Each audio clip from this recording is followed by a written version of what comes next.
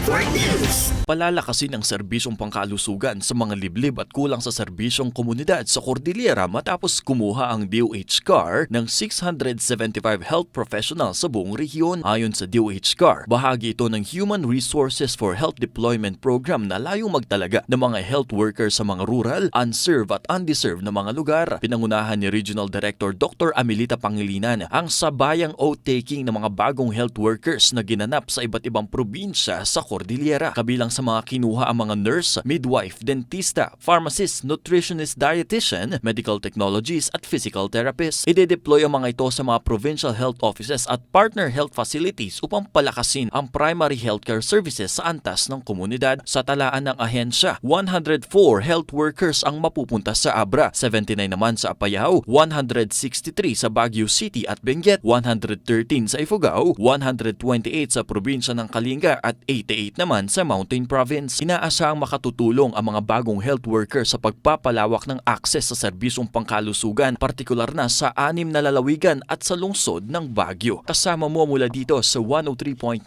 IFM Baguio. Ito si Idol Noli Christian Salio. Tatak RMN. RMN Network News.